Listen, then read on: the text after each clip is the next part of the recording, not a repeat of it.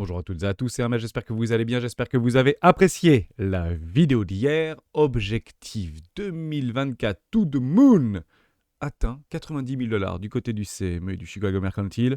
C'était l'objectif que nous nous étions fixés au sein de la communauté par rapport à cette année d'halving, une belle année avec une belle amplitude. La question, ça va trop vite, ça va trop haut, valeur, prix et temporalité. On va travailler aujourd'hui sur ces grandes notions. Et si je vous donne cet objectif, il faut absolument faire quelque chose si vous l'avez atteint, le vôtre. Et on en parle maintenant.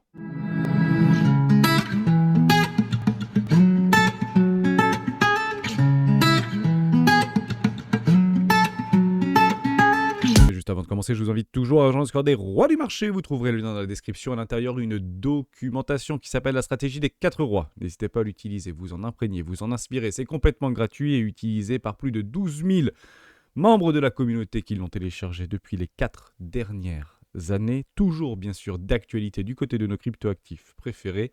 Utilisez-la, téléchargez-la. Elle est faite pour ça. Si vous souhaitez aller un peu plus loin, vous avez l'académie qui est ouverte avec les membres érudits qui l'ont rejoint. C'était début 2024, ici rentrée septembre 2024, avec une petite présentation. Donc si vous ne les connaissez pas, je vous invite à les découvrir et pourquoi pas échanger avec eux si vous avez la moindre question. Ils sont extrêmement actifs sur le Discord des rois du marché. Vous avez également la possibilité de récupérer le VIP 1 sur BitGet. Près de la moitié des tickets ont déjà été consommés, il en reste la moitié, donc plus d'une cinquantaine ici. N'hésitez pas d'en profiter, toujours intéressant de réduire ses frais de transaction, surtout dans des périodes de grande volatilité. On va parler donc ici de Bitcoin par rapport à des objectifs que nous nous étions fixés. Et je vais rappeler une stratégie extrêmement simple ou un modèle émotionnel extrêmement simple entre valeur, prix et temps. La valeur, vous le savez, c'est ce qu'on obtient. Et l'objectif, c'est de tenter de déséquilibrer la valeur par rapport au prix payé. Et ce qui est très intéressant, c'est que lorsque nous étions aux alentours des 20 000 $, Bitcoin semblait cher. Or, aujourd'hui, Bitcoin semble extrêmement peu cher. La valeur est toujours liée à une notion d'adoption. Le prix toujours lié à une notion d'objectivité, d'objectif. Et cet objectif, du côté de la communauté, a dû être atteint sur les 90 000 $. Si c'était votre objectif personnel par rapport à des extensions, par rapport à des notions de AB égale CD ou de la technique pure sur les marchés financiers, vous devez faire quelque chose obligatoirement. Agir. Un objectif cible a toujours une résonance d'action.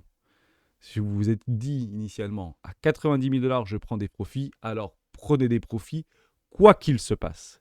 Quelle que soit la volatilité, quelle que soit la rapidité du déplacement de prix, prenez des profits si votre objectif a été atteint, extrêmement important. Tout ceci est toujours corrélé par rapport à une notion de temps. Et là, c'est assez particulier parce que ça semble aller vite, peut-être trop haut sur un minimum de temps. À ce moment-là, il faut comprendre que toutes les notions de temps sont directement liées à des validations ou des invalidations. Nous, par exemple, au sein de la communauté, on s'est dit que le alt season avait généralement, si on suit la cyclicité, des fractales sur le début d'année post-halving. Ici, ce serait janvier, à peu près février 2025. Et on commence à avoir les premières notions et les premiers stigmates par rapport à une diminution vis-à-vis de la dominance, ou en tout cas une forme de rétrécissement au niveau de la volatilité comme de l'amplitude par rapport à la domination. Alors oui, on est en weekly ici, on peut l'attendre, et puis on attendra des cassures, donc des cassures de support ici. On a eu une première, c'était il y a quelques jours en arrière. Est-ce que ça y est, on a le top final au niveau de la dominance de Bitcoin face au reste du marché ?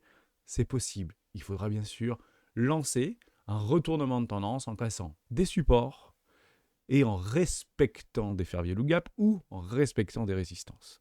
Donc dans une tendance ou dans une dynamique de flux baissière, on maintient des résistances et on casse des supports. C'est exactement le contraire dans un marché haussier.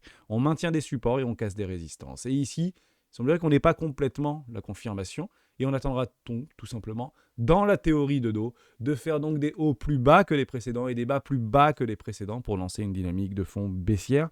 Donc perdre la dominance vis-à-vis de Bitcoin sur le reste du marché, tout en continuant à avoir le prix de Bitcoin dit s'apprécier. Mais la grande fête, elle ne se passera plus, elle ne se passera pas du côté de Bitcoin si la cyclicité est donc ici respectée. J'ai donc des invalidations temporelles. Si je continue à voir Bitcoin s'apprécier fortement, j'en avais un deuxième au niveau de l'amplitude, et je l'avais très exactement positionné sur octobre-novembre 2024, soit ici aux alentours des 60% de dominance, dans le 1000, soit ici aux alentours des 72% de dominance par rapport à des précédentes résistances. Nous n'y sommes pas. Mais Bitcoin aurait pu y aller en réalité. Ça a été des objectifs qu'on s'était fixés avec des potentialités. Premier objectif complètement atteint, je dois donc ici agir. Agir en faisant quoi? En détournant mes capitaux non pas de Bitcoin, plutôt vers les crypto-monnaies et nos crypto-actifs préférés, quelles que soient les capitalisations de nos crypto-monnaies.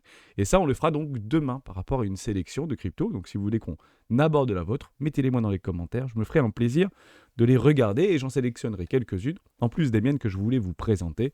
Et d'ailleurs, on va en parler quelque chose qu'on attend très souvent au sein des marchés crypto, lorsqu'il y a un déclencheur et un apport de liquidité extrêmement massif sur des décalages de prix par rapport à nos crypto-monnaies préférées. Maintenant, je vous donne encore une fractale de temps par rapport à cette expansion qui a duré en fait 8 mois ici du côté du Bitcoin. Je vais vous la donner. Vous aviez ici, c'était très exactement février, début mars 2024, et on a en fait résolu notre range ici, c'était il y a quelques jours en arrière. On l'avait plutôt bien timé par rapport à ces fameux 230 jours. C'est rigolo de l'observer. Je vous donne en fait une fin, si vous voulez, d'amplitude ou une fin de mouvement théorique par rapport à la règle des 20-80 qui devrait se positionner début janvier 2025. Donc cette expansion, si on suit la règle des 20-80, devrait se terminer aux alentours du 10 janvier 2025. Mais d'ici là, je ne connais ni le prix, qui sera en fait payé à ce moment-là très précisément, ni la valeur, puisque la valeur est directement liée à une forme d'adoption, et il semblerait qu'il y ait une panique actuellement. Mais pas une panique à la baisse, plutôt une panique à la hausse. Et vous allez voir beaucoup d'informations tourner, notamment sur les réseaux sociaux, sur il n'y a plus de Bitcoin sur les échangeurs, il n'y a plus donc choc d'offres ici, où les milliardaires se mettent à acheter du Bitcoin, où les grands investisseurs de ce temps disent attire l'arigot sur les réseaux ou devant la télévision qu'il faut maintenant acheter du Bitcoin, acheter tout le Bitcoin que vous pouvez parce qu'il n'y en aura plus. Et effectivement, je l'ai tweeté encore ce matin, Satoshi Nakamoto nous rappelle, à travers ses 500 millions d'utilisateurs, qu'il n'y aura pas de Bitcoin pour tout le monde. Dès lors, je vous donne en fait un décalage au niveau du prix de Bitcoin, non pas directement lié à la valeur, parce que l'adoption n'y est pas encore, et ça on le voit très bien vis-à-vis de l'intérêt qu'on a par rapport à Bitcoin, mais non pas le terme Bitcoin, parce que ce n'est pas ce qui nous intéresse. Le terme Bitcoin, il peut être croissant, décroissant. Ce qui nous intéresse, c'est est-ce que les gens marquent Buy Bitcoin? Est-ce que les gens veulent acheter du Bitcoin? Et on voit qu'on est encore extrêmement bas par rapport à ces cas d'intérêt. On a finalement ici pris un coup. Un coup assez violent, soit dit en passant, pour nous créer quelque chose dans l'esprit de « Ok, c'est peut-être maintenant qu'il faut donc passer à l'action ». Et oui, ça fait bien longtemps que la plupart d'entre nous entendent parler de Bitcoin. Si vous venez juste de rejoindre aujourd'hui la chaîne, si vous tombez pour la première fois sur cette vidéo, ça fait très longtemps que vous entendez parler de Bitcoin et vous pensez ici que c'est le bon moment de passer à l'action. Je dirais ici, de façon totalement rationnelle, que c'est trop tard d'investir dans Bitcoin, même si finalement beaucoup de techniques nous permettent d'investir sur Bitcoin, quels que soient les niveaux de valorisation ou le niveau de prix. Mais si on suit une stratégie, on applique cette stratégie, on appelle ici qu'on est hors zone. Par contre, on est encore dans de très bonnes zones sur beaucoup de crypto-actifs, et on en parlera d'ailleurs demain. Mais si vous prenez exactement le terme buy Bitcoin, acheter Bitcoin, croyez-le ou non, mais il y a encore de la place pour voir énormément de personnes, plus ou moins capitalisées en termes de portefeuille, venir sur ce marché tout simplement. Ça, c'était par rapport à la résolution de cette consolidation. Et je vous en donne un autre, par rapport à une autre consolidation d'un range extrêmement grand, ici, qui date depuis 2021. Il est ici. Vous le prenez par rapport à la résolution vis-à-vis de décembre 2020, janvier 2021, et on va chercher par rapport à cette nouvelle résolution de range qu'on a eue. Donc, si on part du principe qu'on n'était pas complètement, et on avait réintégré, donc toujours dans un range, on a la confirmation d'une résolution de range avec une bougie notamment en hebdomadaire. Une bougie mensuelle serait encore mieux, mais j'ose espérer qu'on clôture le mois au-dessus des 75 000 $, soit dit en passant. Et vous avez donc ici une fin de tendance, et je dis bien une fin de tendance, pour octobre 2025, c'est la temporalité qu'on s'est donnée. Et ce qui est extrêmement drôle, par rapport à tout ce qu'on est en train d'observer, tel des Legos qu'on est en train d'empiler, ça tombe parfaitement vis-à-vis de la cyclicité des marchés que nous avons travaillé ensemble sur plusieurs années et qui nous donne un objectif de 230 000 $. À ce moment-là, très précisément, je les rappelle, Qu'est-ce que fait Hermès à 230 000 $? Il agit. Il agit, tout simplement. Et je ne sais pas combien sera le prix. Ce sera peut-être 130 000. Bon, maintenant, on est peut-être en train de rigoler. Pour certains, il y a encore 3 semaines en arrière, c'était quasiment inatteignable. Aujourd'hui, je pense qu'on aura des objectifs un peu plus hauts. On en a d'ailleurs parlé hier. Plus près des 300 000 $, ce serait probablement le consensus. Mais ce qui m'intéresse, moi, c'est de commencer à avoir Bitcoin diminuer en termes d'amplitude, en termes de momentum, pour laisser la place à nos cryptoactifs préférés pour aller chercher des leviers de croissance, évidemment. Et l'adoption en sera le catalyseur. Tout ceci se base systématiquement sur des modèles. La valeur se base sur des modèles d'adoption. Le prix et les objectifs qu'on se fixe viennent sur des modèles techniques. Et tout ce qui est temps, au niveau de la confiance, se base sur des modèles de validation ou d'invalidation, tout simplement, en fonction des informations que nous avons à un instant T. Je vous parle de quelque chose d'assez intéressant, mais juste avant, j'aimerais revenir sur 3 news qui sont assez pertinentes. C'est Bubble, ici, par rapport à ce qu'on est en train d'observer. Tout le monde n'a que des yeux sur Bitcoin actuellement, ou en tout cas tous les nouveaux qui souhaitent se réintéresser, je parle bien se réintéresser à ce marché. Or, depuis le début de la semaine, Bitcoin n'a pas surperformé. Et depuis le début de l'année, soit dit en passant, encore moins. En fait, dans la performance court terme, Bitcoin ne fait même pas partie du top 100, pour être tout à fait franc avec vous. Maintenant, on les parle et on les reprend ensemble régulièrement. C'est plutôt tout ce qui est meme coin, ce qu'on appelle aussi la social fi, comme Floki, comme Dogecoin, qui est en train de faire un magnifique hula hoop actuellement. Peut-être qu'on attend quelque chose du côté de Elon Musk ou du côté de Twitter. Vous avez également Pepe. Et vous avez même Cardano qui sort un petit peu des retranchements, malgré son humiliation encore persistante et pas forcément récente, avec plus de 100% sur une semaine. En tout cas, ça l'a fait, ça c'est un petit peu redescendu. Et vous avez les grands narratifs, comme par exemple la Dépine, comme par exemple l'IA, notamment avec Ionet, ou encore notamment avec Render, ou pourquoi pas FedChain, et vous avez tous les layers 1 et les layers 2, etc. Bon, et vous comprenez bien dans ce paysage ici que la fête, sur ce début de semaine, ne se passe clairement pas sur Bitcoin en réalité en termes d'amplitude. Et partez du principe que les gros continuent à se positionner, puisqu'il est encore temps de le faire sur des prix acceptables, sur des niveaux de valeur qui sont encore extrêmement bas. Je continue avec une petite news très sympa, parce que j'aime bien les récupérer celle-ci sur West France. C'est super. Du média mainstream, Bitcoin dépasse les 84 000 $. Donc ça, c'était hier, vous comprenez bien. On est à 90 000 maintenant. Pourquoi la crypto-monnaie s'envole depuis l'élection de Donald Trump? C'est toujours très intéressant de voir en fonction d'une situation, d'un événement, une conséquence. Et en fait, vous allez souvent voir que le pourquoi arrive toujours après la guerre. C'est systématiquement comme ça que ça fonctionne. Mais j'ai trouvé ça plutôt intéressant, puisque à chaque fois, et c'est là que ça devient extrêmement pertinent, c'est qu'on fait de la pédagogie. Au sein de ces articles-là, c'est peut-être intéressant pour ceux qui sont là depuis longtemps, vous avez une news catalysante, pourquoi, sur un média mainstream, mais ils connaissent leur public. Et leur public, en fait, c'est généralement des personnes qui ne sont pas averties de ces marchés-là. Donc, ils rappellent tout simplement, qu'est-ce que Bitcoin? Et en fait, on s'adresse clairement à son auditoire ici. Ça permet de catalyser des adoptions massives. Et là, pour Donald Trump, honnêtement, plutôt top, votre gouvernement ne restera plus assis à regarder les emplois et les entreprises Bitcoin fuir votre pays, vers le pays ou d'autres hubs en dehors des États-Unis. Et encore que on va remplacer Gary Gensler parce qu'il fait que du mal au secteur crypto, alors que Gary Gensler restera dans les annales, qu'on le veuille ou non, par rapport à l'acceptation des ETF au comptant Bitcoin comme Ethereum. Et ça, on ne pourra jamais lui enlever. C'était lui et pas un autre qui a accepté et validé les ETF au comptant. Et je vais aller même beaucoup plus loin parce que c'est souvent quelque chose qu'on oublie vis-à-vis d'une perception qu'on a d'un individu. Si Gary Gensler avait mis son veto sur les acceptations des ETF au comptant Bitcoin ou Ethereum, il n'y aurait pas eu d'Ethereum ou d'ETF au comptant. En fait, sa voix a été déterminante pour faire basculer le vote. Ils sont 5 à voter, 2 étaient pour, 2 étaient contre, Gary Gensler a été pour, donc c'est passé. Donc sans Gary Gensler, qu'on le veuille ou non, les ETF au comptant, que ce soit Bitcoin ou Ethereum, n'auraient jamais été ou n'auraient jamais vu le jour. Côté on peut en parler d'ailleurs, des ETF, encore un bon petit milliard de dollars d'inflow.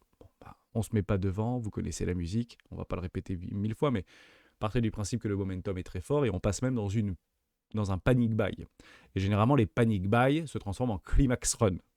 Donc, je ne vous dirai pas l'amplitude, ça peut même s'accélérer, c'est ça qui est juste fou. On a parfois l'impression que ça va trop vite, trop haut, ça peut être encore plus violent. Ça peut en fait même s'accélérer dans un panic buy, ce qu'on appelle les climax run. Il n'y a plus suffisamment de liquidité, il n'y a plus suffisamment de vendeurs et de contreparties, il y a énormément d'acheteurs, et on le voit d'ailleurs sur les orders, enfin sur les spreads ici, c'est en train d'être assez violent en termes de spread. C'est-à-dire que le prix de Bitcoin sur les contrats à terme est plus haut que le prix du Bitcoin spot sur les marchés ou sur le marketplace tout simplement. Vous avez les fundings qui explosent à la hausse, vous avez les open interest qui continuent à s'accroître. Partez du principe qu'on va décaler en fait toute la partie des acteurs de ce marché. Et si vous voyez les fundings monter, si vous voyez les open interest monter, si vous voyez les spreads se décorréler plutôt ici en contango et non pas en backward version, partez du principe qu'il y a une demande qui est violente. Et c'est pas de la demande pour vendre, c'est de la demande pour acheter. Il n'y a pas d'offre, il n'y a plus d'offre en fait sur ce marché. Et on a donc ici des décalages de prix et pas forcément décalage de valeur. Dernière petite news, c'est celle-ci. Je l'ai trouvé plutôt chouette. Côté FTX qui encore attaque Binance. Vous allez avoir des news comme ça. On va récupérer des zombies du cimetière. En fait, FTX attaque toutes les personnes qui étaient corrélées de près ou de loin à FTX. Voilà, donc partez du principe qu'ils vont demander beaucoup de pognon et en fait derrière ce sont les administrateurs qui ont récupéré les rênes de FTX et l'objectif c'est de prendre du pognon à tout le monde pour pouvoir se renflouer les caisses, tout simplement. Donc voilà, c'est un petit peu l'idée. C'est assez opaque, assez obscur. Je pense qu'on en aura la finalité, pas avant plusieurs années. Mais partez du principe que FTX n'attaque pas Binance en isolé. FTX attaque tout le monde qui a travaillé, qui était des intérêts plus ou moins liés de près ou de loin avec FTX. Donc ne les prenez pas en considération et attendez tout simplement les transactions, puisque dans 99% des cas, il n'y aura pas de décision de justice vis-à-vis de ces agissements. Il y aura uniquement des transactions. Ça me donne ma transaction avec Binance. Pourquoi Binance ? Puisque il vient de lister un token. Et on peut reparler ici potentiellement de délit d'initié, mais je n'accuse pas ici CZ, mais l'ensemble de ses équipes, puisqu'ils ont déjà été souvent entendus, notamment aux États-Unis, pour des cas de délit d'initié vis-à-vis d'une crypto qui a littéralement explosé. Act One, The IA Prophecy, qui a été listé très récemment, c'était hier, sur Binance. Ce truc-là fait 2500% d'augmentation en une journée. 2500% d'augmentation en une journée. Donc une toute petite capitalisation, aux alentours des 25 millions de dollars à 500 millions de dollars, ce n'est pas la valeur de ce token. C'est un décalage de prix par rapport à un événement.